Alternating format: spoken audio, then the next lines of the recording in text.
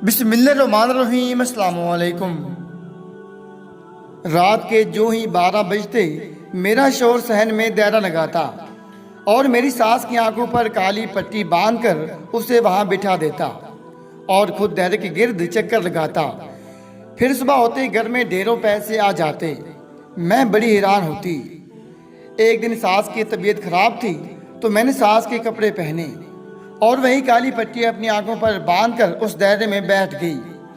फिर जो ही मेरे शौहर ने दायरे के गिर्द चक्कर लगाया तो ये देखकर तो मेरा दिमाग ही चकरा गया कि वहाँ तो मेरा नाम बिनिश है, मगर घर वाले मुझे मानो कहते हैं। मैं अपने वालिदैन की इकलौती बेटी थी। मेरे वालिद साहब बैंक में जॉब करते थे, जिससे हमारे घर का गुजर बसर अच्छा हो रहा था। मुझे बचपन से ही नया सूट पहनने का बहुत शौक था। महीने के आखिर में जैसे ही अब्बू को तनख्वाह मिलती तो मैं घर में शोर मचा देती। इस तरीके से मुझे एक दो नए सूट मिल जाते थे।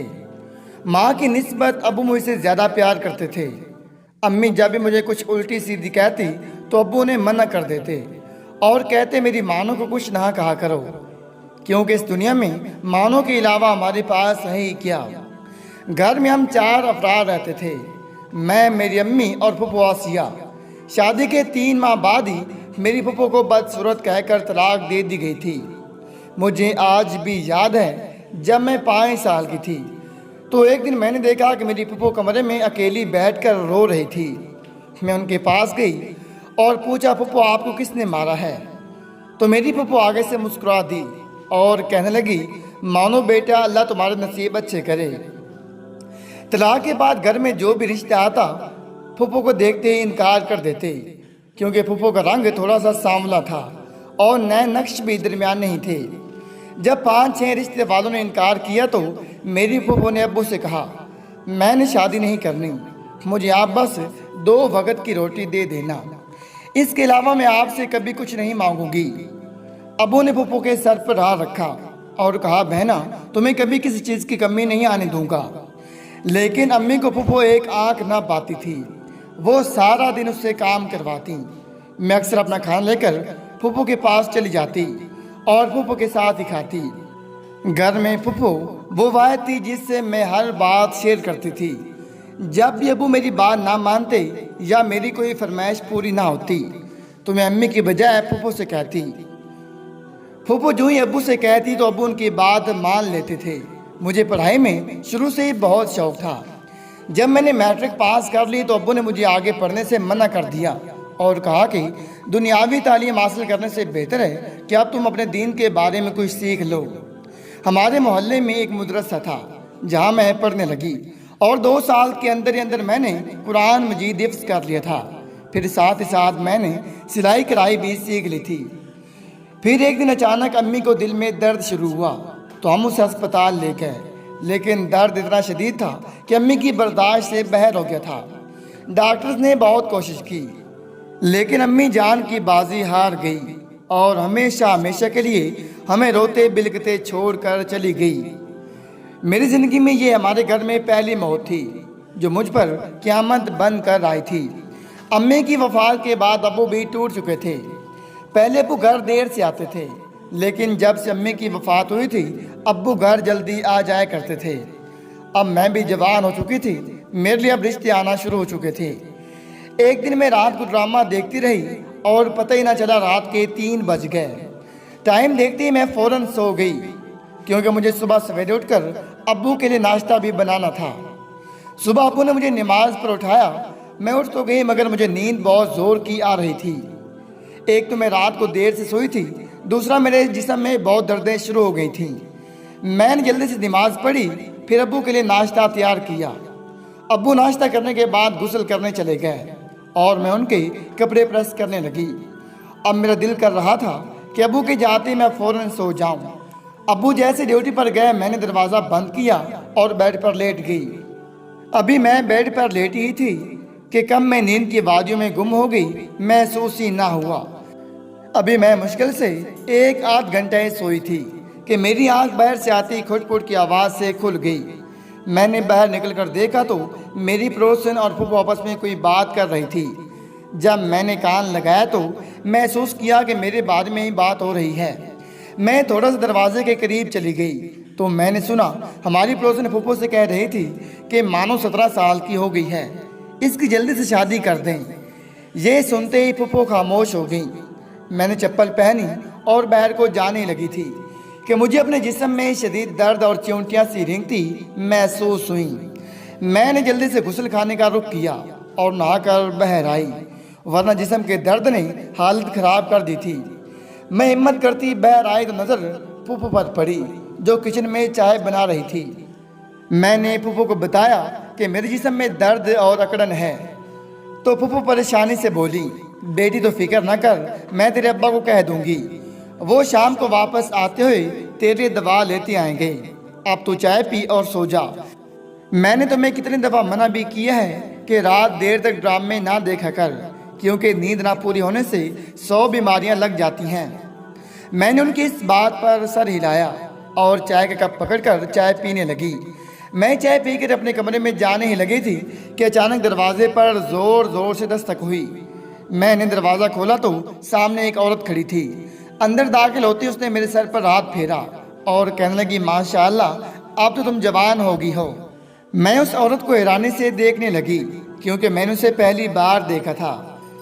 फिर फूफो जल्दी से किचन से बाहर आई और उनको गले मिली और उनको बिठाकर फूफो साथ ही दुकान थी वहाँ से बेहतरीन फल ले आई। वो फल मुझे दिए और खुद उस औरत के साथ बैठकर बातें करने लगी। मैंने कुछ फल काट कर डिश में रखे और उस औरत के सामने पड़े मेज़ पर रख दिए और बाकी कुछ फलों का जूस बनाया। जब मैं जूस देने बाहर गई तो वो औरत मुझे कहने लगी, बेटा लगता है तुम सारी रात नहीं सोई, जाओ बेटा सो जाओ। तब जल्दी से फूफो बोल पड़ी कि इसकी तबीयत रात से ख़राब है। मैं वही उनके पास बाहर बैठ गई। वो औरत अपने बेटे की तारीफ़ों के पुल बांधने लगी कि खाविंद की वफ़ात के बाद मैंने अपने कज़न से कुछ पैसे उधार लिए और बेटे को दिए कि कोई छोटा मोटा कारोबार कर ले ताकि हमारे घर का गुजर बसर होता रहे। लेकिन बहना मैं तो हैरान ही रह गई। एक हफ्ते बाद ही मेरे बेटे ने वही पैसे मुझे वापस भी लौटा दिए और कहा, अम्मा ये पैसे अपने कज़न को वापस दे आओ क्योंकि अब हमारे अच्छे दिन शुरू हो चुके हैं। मैं बड़ी हैरान हुई कि बेटी ने ऐसा क्या जादू किया है। मैंने बड़ा इसरार किया कि बेटा कुछ तो बताओ, ना तो तुमने कोई कारोबार किया है, फिर इतने पैसे कहाँ से आए। मेरे बेटे ने कहा, अम्मा ये एक राज है जो कि मैं तुम्हें अभी नहीं बता सकता, फिर कभी बताऊंगा। खैर मैंने वो पैसे लिए और जल्दी से अपने कज़न को शुक्रिया कहते वापस कर दिए। अब तो अल्हम्दुलिल्लाह मेरा बेटा काफ़ी कमाता है, अब हमें किसी चीज़ की कोई कमी नहीं। फूफो चुपचाप उसकी बातें सुन रही थी। फिर अचानक वो औरत कहने लगी, अच्छा बहना मैं चलती हूँ। तब मेरी फूफो कहने लगी, नसरीन यहाँ से गुजरते वक्त चक्कर लगा लिया करो। वो औरत मुझे अजीब नज़रों से देखते हुए कहने लगी, हाँ बहना अब तो चक्कर लगाती ही रहूँगी। इतना कहने के बाद वो औरत हमारे घर से चली गई। तब मैंने दरवाज़ा बंद किया और फूफो से पूछा कि ये औरत कौन थी। तब फूफो ने मुझे बताया कि ये हमारी दूर की रिश्तेदार है। फिर मैं सो गई क्योंकि मुझे अब जोर की नींद आ रही थी। फिर जब मेरी आँख खुली तो अब्बू घर में आ चुके थे। जब मैं बाहर निकली तो फूफो और अब्बू बातें कर रहे थे। जब मैं थोड़ा सा बाहर निकली तो ऐसा महसूस हुआ वो मेरे बारे में बातें कर रही हैं। जब मैंने कान लगाया तो सुना फूफो अब्बू से कह रही थी कि अब बेटी की उम्र 18 बरस से ऊपर हो चुकी है। मैं तो कहती हूँ कि अब इसके हाथ पीले कर दें क्योंकि कहीं ऐसा ना हो कि ये भी मेरी तरह। इससे आगे फूफो खामोश हो गई। तब अब्बू कहने लगे, आसिया 2-3 रिश्ते मैंने देखे हैं लेकिन वहाँ मेरा दिल नहीं मान रहा। वो लोग ज़्यादा ऊंचे घराने से हैं क्योंकि पंजाबी में एक कहावत है कि आप तो ऊंचे नल मत्था नहीं लेना चाहिए। इसलिए मैं चाहता हूँ कि लड़के की तरबियत अच्छी हो, थोड़ा बहुत पढ़ा लिखा हो, जहाँ पर्दे का एहतमाम हो, क्योंकि मेरी बेटी हाफिज़ कुरान है और लड़का अपना कमा कर मेरी बेटी को खिलाने वाला हो। वहाँ मेरी बेटी की शादी हो जाए। एक दोस्त के ज़िम्मे लगाया है, बस जो ही कोई ऐसा रिश्ता मिलता है तो मैं वहाँ अपनी बेटी की शादी कर दूँगा। तो मेरी फूफो कहने लगी, असलम मैं तो कहती हूँ कि नसरीन का बेटा अच्छा है। वो कल यहाँ आई थी और बता रही थी कि शौहर की वफ़ात के बाद उसके बेटे ने उसे किसी चीज़ की कमी नहीं आने दी और मैट्रिक पास भी है। एक माँ है, ना कोई बहन ना नंद। हमारी बेटी वहाँ सूखी रहेगी। अगले इतवार वाले दिन फूफो और अब्बू नसरीन बाजी के घर गए और उसका घर बाहर देखा, उसके बेटे से मिले अब्बू को नसरीन बाजी का बेटा बहुत पसंद आया। अब्बू ने तो घर आते ही उसकी तारीफों के पुल बांध दिए। 1 महीने बाद ही मेरी नसरीन के बेटे जमाल से मंगनी हो गई। अब फूफो और अब्बू हर दूसरे दिन शहर जाते और मेरे लिए वहाँ से सामान खरीद लाते। फिर 4 माह बाद ही मैं नसरीन की बहू बनकर उसके घर आ गई। मेरी सास दूसरी सासों की तरह बिल्कुल भी नहीं थी। वो सुबह उठती और नाश्ता तैयार करती, जबकि मुझे शुरू से ही फजर की नमाज़ पढ़ने के बाद सोने की आदत थी। मैं तो फजर की नमाज़ पढ़ती और बर्तन धोकर सो जाती। फिर 8 बजे जब नाश्ता तैयार हो जाता तो मेरी सास आकर मुझे जगा देती कि बहू नाश्ता कर लो। मेरी सास ने कभी मुझे ये शिकायत नहीं की थी कि तुम फजर के बाद सोती क्यों हो या नाश्ता क्यों नहीं बनाती वगैरह। उसने कभी कोई शिकायत नहीं की थी। 1 महीना तो ऐसा चलता रहा। फिर मुझे खुद को ये अजीब लगता कि मेरी सास की उम्र अब काफ़ी हो चुकी है, लिहाजा मैं नाश्ता खुद बनाया करूं। उस दिन के बाद से मैं कभी फजर के बाद नहीं सोई। नमाज अदा करने के बाद मैं मंजिल करती और नाश्ता बनाने में मसरूफ़ हो जाती। शादी से पहले मैंने सुन रखा था कि मेरा शौहर बहुत शरीफ, सीधा साधा और अपना कोई कारोबार करता है, लेकिन यहाँ आए मुझे 1 महीना हो चुका था। मैंने कभी अपने शौहर को कहीं कोई काम करते नहीं देखा था। मैंने अपने शौहर से पूछा भी कि आप कौन सा काम करते हैं, तो मेरा शौहर कहने लगा, शादी की वजह से मैंने 1 माह की छुट्टियां ली हुई हैं। लिहाजा ये सुनकर मैं खामोश हो गई। फिर 1 माह बाद मेरा शौहर सुबह सुबह घर से निकल जाता और शाम को वापस आता। मैं सबको रात का खाना देने के बाद 10 बजे के करीब सो जाती थी। एक दिन मेरे सर में दर्द थी तो मुझे नींद नहीं आ रही थी। मैं अपने कमरे में बेड पर लेटी हुई थी कि अचानक मेरी सास ने मेरे कमरे के दरवाजे को बाहर से कुंडी लगा दी। मैंने सोचा कि ऐसी सास ने कुंडी लगा दी होगी। मैं इस बात को नज़रअंदाज करती सो गई। कुछ दिन बाद मेरी तबीयत फिर ख़राब हुई तो मुझे नींद नहीं आ रही थी। मेरी सास ने 12 बजने वाले थे कि बाहर से कुंडी लगा दी। मैं बड़ी हैरान हुई, जबकि मेरा शौहर भी कमरे में मौजूद नहीं था।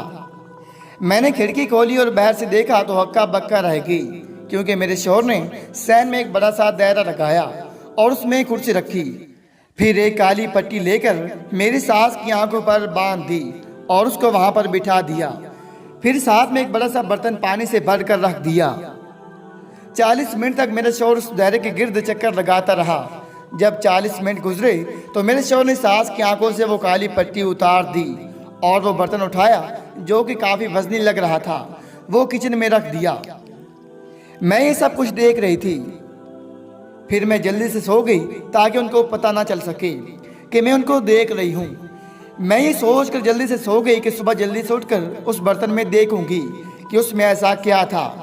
फिर जो ही सुबह मैं जल्दी से उठी तो सीधी किचन में गई, मगर वहाँ तो ऐसा कोई बर्तन नहीं था जो मैंने रात को देखा था, और ना ही घर में मेरा शौहर मौजूद था। मैंने सास से पूछा कि जमाल किधर है, तो सास कहने लगी वो किसी काम से बाहर गया है। फिर जोर के वक्त मेरा शौहर घर आया और काफ़ी सामान भी लाया।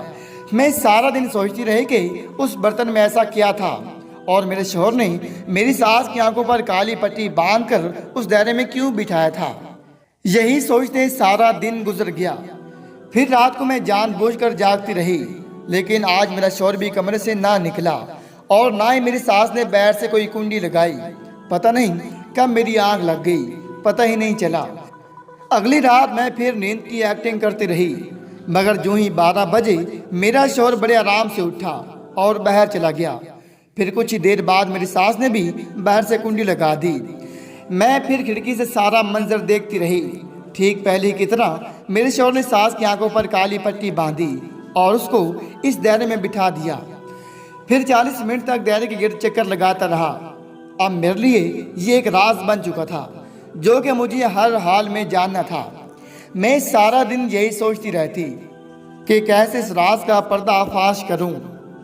शक तो मुझे पहले ही हो चुका था कि ये कोई जादुई काम है, क्योंकि मेरा शौहर कोई भी काम नहीं करता, लेकिन फिर भी घर में किसी चीज़ की कोई कमी नहीं थी।